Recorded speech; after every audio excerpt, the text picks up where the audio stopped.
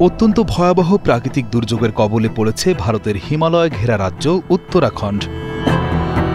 গত ৫ আগস্ট রাতে উত্তরকাশী জেলার ধারালি গ্রামে হঠাৎ অতি ভারী বৃষ্টিপাত শুরু হয়। এই হঠাৎ বৃষ্টিতে পাহাড় থেকে বিশাল জলধারা ও পাথর কাদা নেমে আসে, আর তা ভাসিয়ে নিয়ে যায় গ্রামের বহু ঘরবাড়ি, দোকান ও হোটেল। ৬ আগস্ট পর্যন্ত পাওয়া তথ্য অনুযায়ী এতে কমপক্ষে ৪ জন মারা গেছেন এবং শতাধিক মানুষ নিখোঁজ রয়েছেন। এখনও পর্যন্ত প্রায় ১১০ জনকে উদ্ধার করা সম্ভব হয়েছে। উদ্ধার কাজে নিয়োজিত রয়েছে ভারতীয় সেনাবাহিনী, বিপর্যয় মোকাবেলা বাহিনী এবং রাজ্য সরকার। ২০ থেকে ৩০ কিলোমিটার জুড়ে ভূমিধস ও বন্যায় রাস্তা বন্ধ হয়ে গেছে, যার ফলে প্রায় ১৬০টির মতো রাস্তায় যান চলাচল বন্ধ।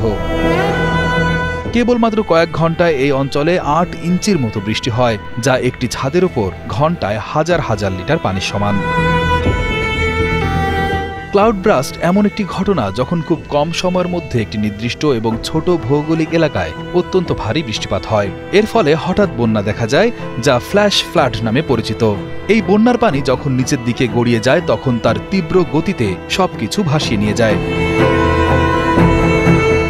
বিশেষজ্ঞরা বলছেন, জলবায়ু পরিবর্তনের কারণে এমন দুর্যোগের ঘটনা বেশি ঘটছে।